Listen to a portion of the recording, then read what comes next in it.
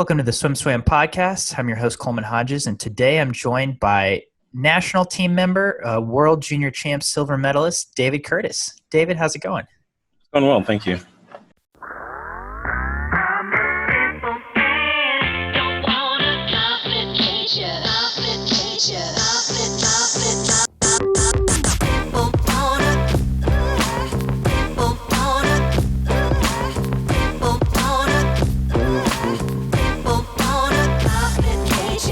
I kind of want to start from the beginning. When did you first become interested in swimming?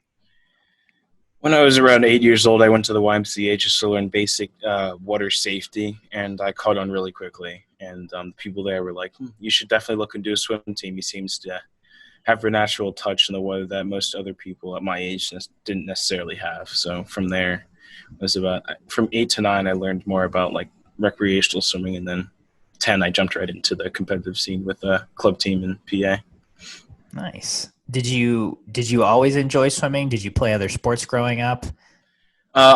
Swimming's been the sport that I've always come back to. I have tried other sports, baseball, more recreational, and basketball also, kind of more on the pickup recreational level. Nothing really super serious, but it's always come back to swimming that I've always resulted to in terms of what my commitment would be instead of branching off more into other sports. Yeah. Did you ever do a summer league? For basketball? For swimming. Did you ever do swimming summer league?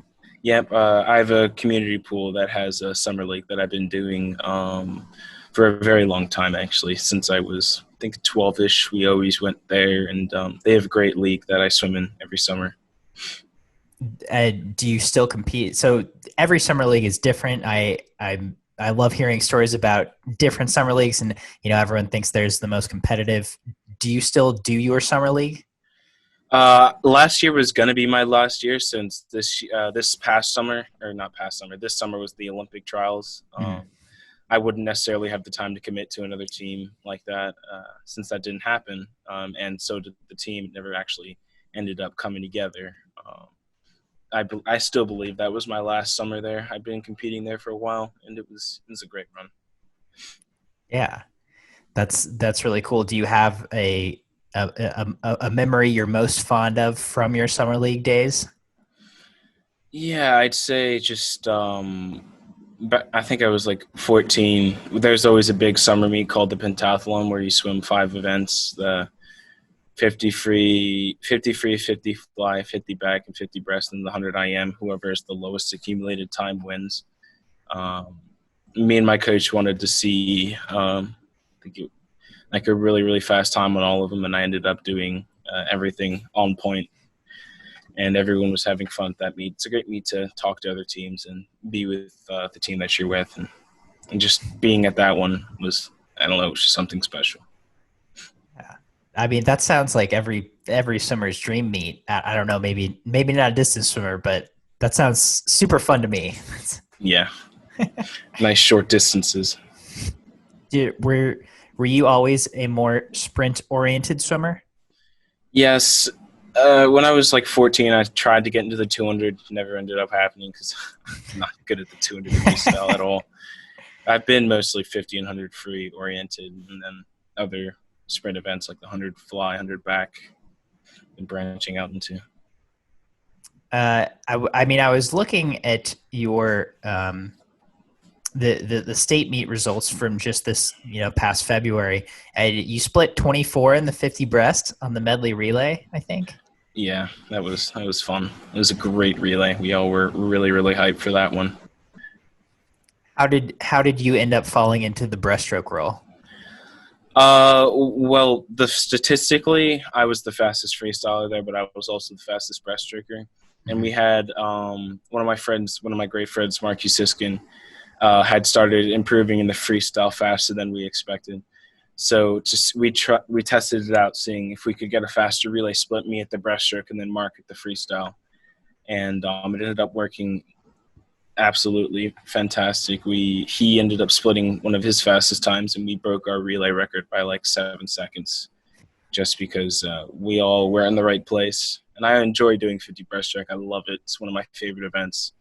So I was hyped for that 50 breaststroke, and he was hyped for his relay leg in the freestyle.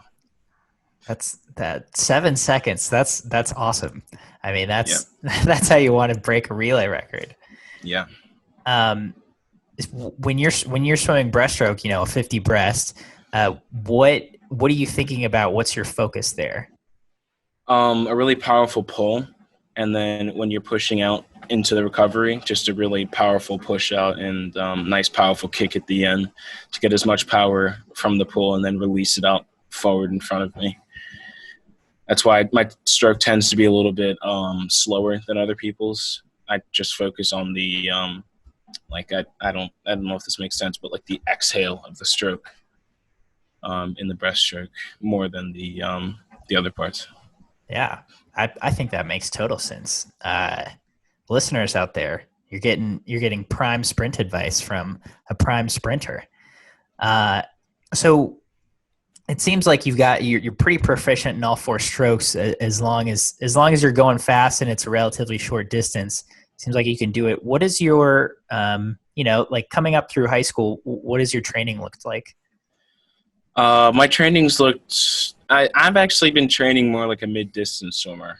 Surprisingly, I've been training more for the 200s last season, just to get my 100 faster. I wanted to build the endurance and the strength to swim the 200, so my 100 would feel easier, and I'd be able to push through the back half of the pain in that 100 freestyle.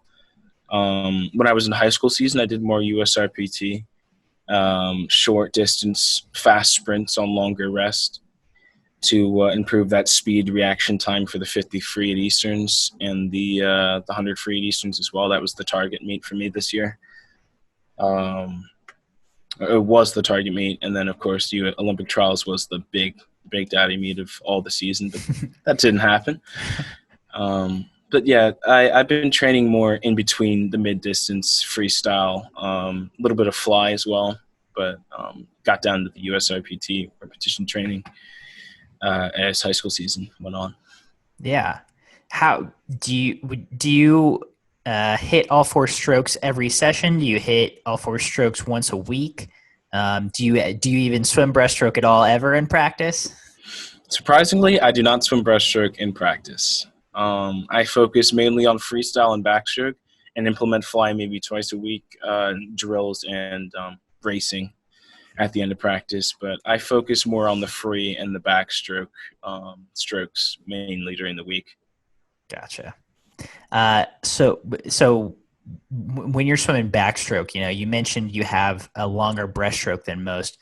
Backstroke, I think tempo is one of the keys for a lot of swimmers. When you're swimming backstroke, what do you think about there? My tempo in backstroke is awful. It is not. It is not top tier at all in terms of the repetition and the stroke rate that I have. I focus more on the pull underneath the water and how powerful I can get that finish at the end of my leg. I'd Mhm. rather compromise the speed of my arms and the rate my arms are going in order to get that more powerful pull and finish so I can accelerate more on each stroke, which is why my stroke rate is slower than most. And again, I think that makes sense. It seems like you've got a pretty good idea technically of what you want to see out of yourself. It seems like you're a very thoughtful trainer and swimmer. Is this something you've implemented yourself? Did you get this from your coaches? Where did this focus on technique come from? Mainly my coaches and myself, my parents. We work alongside Sue Welsh and the people at the Olympic Training Center. We take a look at Caleb Dressel, other swimmers, and we look at their technique and how I can implement it into my stroke. And we talk constantly about how I can fix it and how to tailor it so that it works for me. And it's something I always have been very keen on improving on my technique. It's been a very big, important part of my swimming career. And that's definitely one of the things I focus on most. Yeah. What growing up, did you have swimmers that you were looking up to, or a swim in particular that you saw and you were like, whoa, like that's something that inspires me or something I want to do one day? I saw Colin Jones at his Olympics when he got the 2 golds and the 2 silvers. He's been my idol since day one. I saw him. I have a picture of him, a picture with him actually at my first YMCA nationals. He just has been a role model in my eyes for a very, very long time. And I actually ended up mimicking his stroke a little bit at some point just to be more like him. Just watching him swim just gives me motivation to think, I believe I can do that. I think I can do that. And I want to do that. I want to be where he was in his situation and somehow go up to the peak that he once was at. Yeah. Uh, so let's back to Easterns this year. That's the meet where you swam breaststroke on the medley relay, right? Mm-hmm. So you also broke the national independent high school record in the 50 freestyle there. You win 19.4. You also 43.7 in the 100 freestyle. How did you feel about your individual swims there? The 19.4 was good. I was happy to break 19.5. My goal was actually 19.45. That was right on target. I think it was 19.42. The individual swims, I believe I could have gone faster in the 50 freestyle, and definitely the 100 freestyle I was not very happy about. I wanted to be 43 low, but I mean, things happen. Not necessarily the stars didn't align in the 100 freestyle, but if Easterns happens again this year, hopefully I can make those stars align again. But overall, my individual swims, I was happy with them. I had a great meet with my team, Pennington, and just overall, I was focusing just on looking at the bright side of things in terms of the relay splits and just being with the team. Yeah, I looked a little at your school's website at Pennington. Have you always gone there, like since high school? Yes, I started there in 9th grade, and this is my last year there. And I'm going to be going on to NC State next year. Yeah. What has your high school experience been like? It looks like a pretty cool place to go to school at. Yeah, it's a great school. The academics there fit me perfectly. The style of teaching that they have is it just matches with me perfectly. Day one that I went there on a visit, I was just like, this is it. This is where I want to go. Not necessarily in terms of swimming full out, but just the people there, the family attitude that they have, the honor system that they follow. Everything there just fit and worked for me perfectly in terms of pretty much everything. Yeah, that's very cool. It's really nice to find a fit like that, especially in high school. And so let's pivot to finding a fit for college. I'd like to hear about your recruiting trip. I talked to Sam Hoover about you guys' trip, and I think from the outsider's perspective, it was pretty wild because I think four or five of you committed within the span of a few weeks, maybe 1 week. And everyone was like, "What's happening?" Ah! And it was very cool. And you guys, something most people I think didn't realize was that a lot of you were on the same recruiting trip. Is that right? Yeah. Sam Hoover and I were on all three of the same recruiting trips. We flew into the same airport at the same time. We were actually close to each other in terms of rooming. Me and Sam Hoover got along perfectly. Just the attitude there was fantastic, and I loved the chemistry that we built over the recruiting trips. Just the class that the class that I went with on my recruiting trip, I don't know, it was just some different level of connection in terms of like we saw each other, understood each other, and then became friends within minutes. Something that I don't usually find. I'm not the most extroverted person, but the fact that I was able to find friendship with people that share the same values as me, and then also NC State pairing with those values perfectly, just made my decision choosing NC State so much easier. Yeah. And I mean, what has it been like to see since that recruiting trip, since you guys have all made your commitment, all of you have gotten significantly faster over the course of your junior years? Sorry, what was that? So, sorry, let me rephrase that. So since you all committed, you all have dropped significant time over the course of this year. Do you think that the fact that you all committed together, you guys all have kind of a common goal now heading into college, might be a factor in that? Yeah, we've been talking about relays. We've been talking about individuals, thinking about how fast can we get going into NC State and what we can bring to the program, and like how fast we can make NC State going into the championship meets. We just the main goal is to see how fast you can get and what you can bring Braden and Bobby in terms of your events. That's I feel like you guys have something pretty special. Because yeah, it has seemed like watching results from this state meet and from that state meet and the other state meet, like all of y'all are just it's seemingly one upping each other, and it's pretty neat.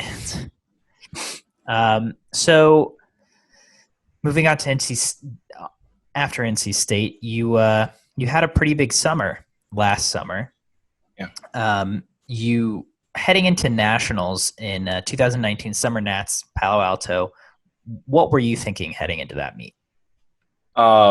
Every second that I was on that flight there and back was, I want to make Budapest. I want to go to that meet so badly. I wanted to be a part of Team USA going international. I had gone international to a meet in Vancouver, Canada earlier the year with the national junior team, and I was like, I want to do that again. I can't imagine how much fun and how interesting it would be to go into Europe instead of just up more north in North America. And it was just the same thought in my head is Budapest. Let's back up just a hair. Can you tell me a little bit about that junior national team trip to Vancouver and what, how that kind of opened your eyes? Most of the meets that I personally have gone to with my team have been either alone or with a short amount of people, because the meets that I qualify compared to my teammates tend to be a little bit higher on the scale of qualifying times. So I tend to be more isolated, I'd say, with just me and my coach and my mom or my dad. They're going to Vancouver with Team USA, having all these fast swimmers alongside you, swimming with you in individual events. I believe there was a couple relays, I'm not sure. But just the feeling of being with those people, being with those fast people, and then also being, just being rooming together in the same area, sharing conversations, warming up at the same time. It felt real being a part of that, and I just wanted to experience that again. So you're on the plane. That's all you can think about. Take me through your nationals, because I think you didn't qualify for Budapest until the last event of the last day of that meet. Yes, yeah. I flew out there intentionally going early so I could get used to the time change. Also trained there for a couple of days. I believe I did 2 practices a day or 1 practice just to get acclimated to California time. 50 free was on the last day. My 100 free was not good. I believe that I was glad that I had it, though, because that was like kind of the shaking off of the nerves kind of thing, kind of an opening swim that, regardless of it not going well, I just kind of had to fix myself and think, all right, 50 free is my event. This is what I got to go for. When I was getting ready for the 50 free, it was just in my brain. It was just go time. You had to go for it all, because what am I going to lose? Just going to go for it. So you swim the 100 free on day one. It doesn't go as the best it can, but you get a race in, and I think that that's important. Mm-hmm. The next 3 days, how do you handle it? Are you just getting in and warming up? Are you actually training? How do you handle those 3 days in between? So the first 2 days I was doing practices, short practices, roughly 4,000 to 5,000 yards or meters. I'm not sure what the meterage was, but it was just more relaxing from that 100 free, mentally preparing myself. I slept a lot. I relaxed a lot, listened to music, just mentally prepped myself for what would be, that was at the time the biggest race that I've ever been in. It was just my goal was just to swim fast and final. That's all I wanted to do. Mm-hmm. And those 3 days in between was the mental prep and I'd say a little bit of the physical prep by getting myself into the sprinting mode that I needed in order to swim fast. So then take us through that day 5 of nationals when you do swim the 50 free. Well, a lot of it was a blur. I'm not gonna lie. It was mostly just mental stability. I was just listening to music, getting ready for it. Waking up in the morning, being like, "All right, it's go time. This is what I need to do." Final. I honestly am going to say I can't remember most of it because I was in the zone for a solid 48 hours before that race. Yeah. It it was just a bunch of getting ready into that sprinting mode, doing a lot. I did a USRPT practice the night before, so it was a lot of racing, a lot of sprinting, a lot of underwaters, and it was a lot to prep for that and getting ready for that 50 free. So you do make the final. You end up 22-2, 5th place overall. Um, yes. All right. You make the world junior team. How, after that final, how did you feel? Did you feel there was a weight lifted? Were you super excited? All of the above. Very much a big weight lifted off of my chest. I was breathless. My coach was crying. Everybody was happy. Unfortunately, I didn't have much time to celebrate because I got drug tested right after. But it just felt, it was surreal. It was a feeling that what I'd worked for 8 months had finally come to a close. Not to a close, but what I'd been working for, I had finally achieved. Because the biggest worry was, what am I going to do if I don't make it? And that was the big weight that was lifted off. Thinking like, oh, I did it. We're going to Budapest, and now I got to prep for that and get ready for that. Yeah. So tell me about the prep. How did you prep for Budapest? Was that the longest flight you had been on to that point? Yes, actually, it was. It was. That was a very, very long flight. Very, very long flight. Before I did all sprint practices for the 2-week break between nationals and when we flew out to Budapest. It was all sprint practice. It was fantastic. I slept most of the flight though, so it wasn't too bad. But it was definitely a very, very long flight, an uncomfortable flight with all the tight packed in people. It was full as well, but just the thing that got me through was just that I was on a flight to Budapest to swim at World Juniors, and it just made everything worth it. Yeah. So heading into that, you just have the 50 free.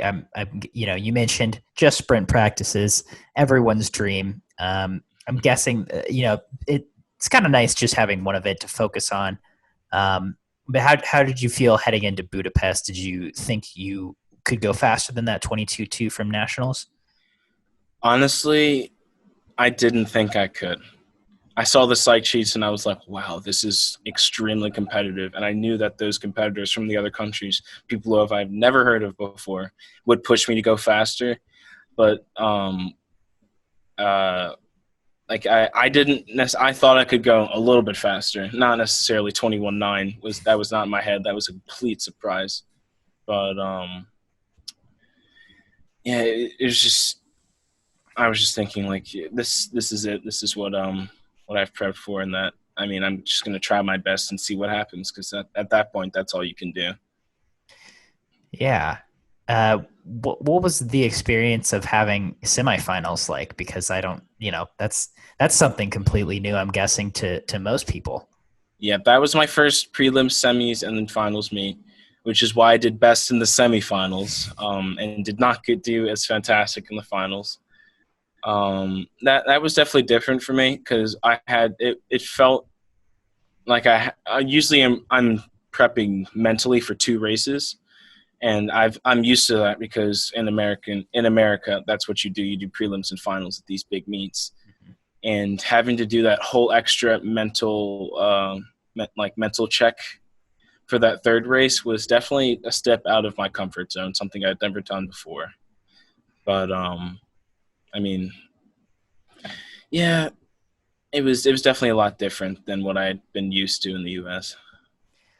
So A couple more questions about this meet. You swim semifinals. That's where you went 21.9. Is that right? Yes. How'd you feel heading into that race? Do you remember? Is that race a blur? What hit for you on that one? Um, I don't know. It was just the competitive field that I had around me. Zachary Tan specifically, I knew he'd push me Mm-hmm. to go faster. He's a great guy as well. It was just I don't know. It's just something in my head that I was like, all right, semifinal. This is where you have to make the final. This is where people can either fall out or stay in. And the biggest thought in my head was just like at nationals, you got to final. You got to make the final. And I was swimming more instead of going for time. I was swimming more for place, and swimming just to try to get into that final, knowing that there's it was 10 lanes. No, 16 to 20 kids that would be competing with me for those 8 spots. Yeah. So you go 21.9. You make the final. What do you do that following morning when you would normally have a prelims situation? So I was advised to bring it, like, go in normally as if I did have prelims. I did sleep in a little bit extra and took the second bus in and did a warm up and practice bungees, sprint things, just to kind of simulate a prelim warm up and a prelim morning, just so I didn't fall off of that competitive edge, in terms of being ready for the finals. Um, yeah, but I just kind of treated it as a normal morning in a swimming. Yeah. And then, yes, take me through that final. Um, what went right for you? You earn a silver medal first, international medal. What did you think of that final session? I was happy with the way I handled it. I was not the happiest by losing by point oh 0.01 at a world championship meet in the 50 freestyle, but things happen. Um, the swim itself, I had a lot of flaws in it that I had remedied in the semifinals in that 50 freestyle that I ended up not fixing in the final. But it was a great learning experience from the semifinal and the final, learning what I need to improve on technical wise, that I'm going to be working on now as I get back into swimming. But overall, the experience of the final was great because I learned things from it. Regardless of me getting second place at a world junior meet is, I'd say, an honor to be able to be at that level. But it was a great learning experience for me in terms of learning what I needed to fix so that I don't get that silver by point oh 0.01 next time. Yeah. So, fast forwarding to present time, uh, you got to have your Eastern meet in February, and a few weeks after we went into quarantine. Have you been able to swim during this time? During quarantine, no. Unfortunately, I live in Pennsylvania, but my swim team is in New Jersey, and New Jersey is the second most populated, or was the second most populated state for coronavirus. So pools and regulations there were tighter than other regions in the U.S., unfortunately. So I only started swimming about 2.5, 3 weeks ago, and I was out for about 4 months, which is the longest time I've ever been without swimming in my life. Yeah, that's that's a long time. How were you staying fit? How were you occupying your time outside of being physically active? How emotionally were you doing? Okay. Emotionally, it was a rocky path because I'm so used to getting up, going to school, swimming, doing homework, and then going to bed. It's a routine that I'm a very routine based person. So like I'll have a schedule set out for the week, and I'm going to usually stick by that because that's something that I need to do to keep myself mentally stable. And being thrown out of that, being thrown out of school for one, and then being thrown out of swim, something that is my foundation pretty much of my entire life, was not the best for me. It was very, very hard to get used to the new schedule of, instead of getting up and literally going to school, going into my basement and getting on my computer instead of actually being physical presence on Pennington's campus. But To work out, my parents and my coaches worked together to get me a Vasa trainer. That helped a lot. That helped keep up my arm strength in terms of the pulling for swimming. I also did a lot of weight and body weight work in my living room. I have my own little gym that we set up with a span of weights. My trainer, Dave Tees, who I'm working with right now, great guy. He also gave me a lot of workouts that I could do at home by myself with those weights and without the weights, implementing the Vasa in with it so I could keep in shape. I tried running, did not work. And I also tried biking, and that was a little bit more of a success, but not as much because I'm not good at either, or land sports in general. I'm not good at it. But yeah, that's how I kept in shape for 4 months. Yeah, that's hopefully hopefully you see the payoff strength wise when as you're getting back into the pool. It's I think it's been a challenge for everyone Yeah, having to go outside of the water. Um, yeah, so you have a pretty nice setup behind you. yeah. We talked about you streamed on Twitch for quite a while. Can you tell me about kind of how you got started in that and what it's brought to the table during this time? Yeah, being out of school and being out of swim gave me a lot of time to expand my gaming interests. I love to game also, just because I don't. It's just something I've always enjoyed. The technology part of gaming. I'm looking into that for college as well. Not gaming, but technology based majors. But streaming on Twitch, I did that a while ago. I just like being able to stream a game and have people watch and interact with me. Since I'm not a very big extroverted person in real life, it's easier to go on a computer and talk to people than it is to speak to people in real life. It's just who I am. I just enjoy streaming though because I love playing games and I also like interacting with people on Twitch. Yeah. Uh, so to wrap things up here, moving forward, you said you've been back in the water for a couple weeks. Mm-hmm. How have you felt? Was it a surprise feeling, good or bad, the first time you got back in the water? It was the most relieving feeling of my life to be able to feel the water in me doing flip turns, pulling strokes. I mean, I'm going to be honest with you, no strength. I almost forgot how to swim, honestly, the first time I jumped in. It was like a foreign feeling. But just the feeling of being at a pool, being able to jump in and swim practice it was another weight taken off of my chest, just being able to get back into the thing that I love most. Yeah. And so moving forward, will you be able to go back to high school? Do you know yet?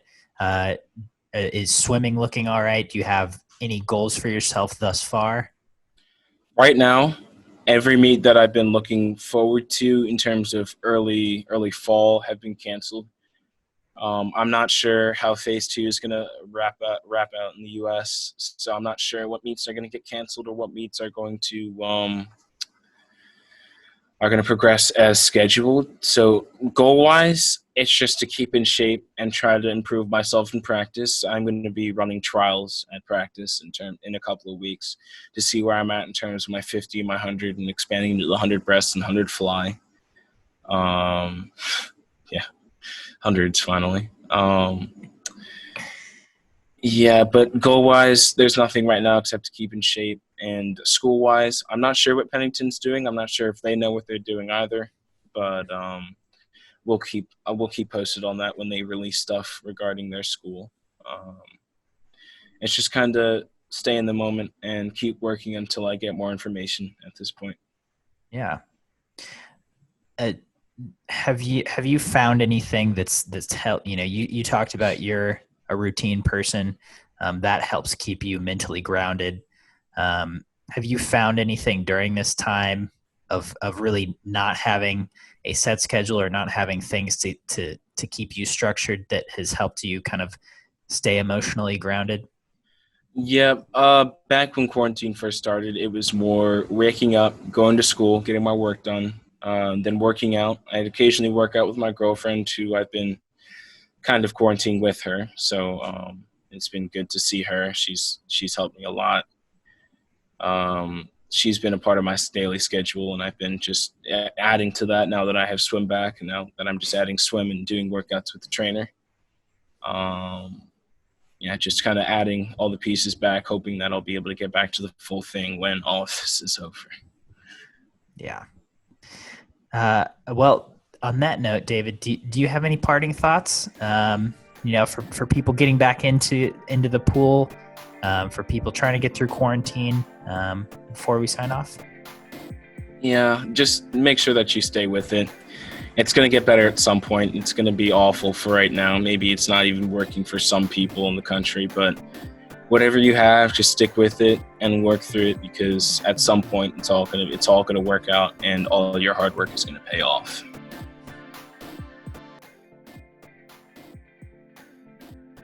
You've been listening to the SwimSwam podcast. Stay tuned for new episodes every week. You can take SwimSwam podcast on the go by subscribing on your favorite podcast platform. Look for links in the description below, and be sure to subscribe to our YouTube channel for more videos as well.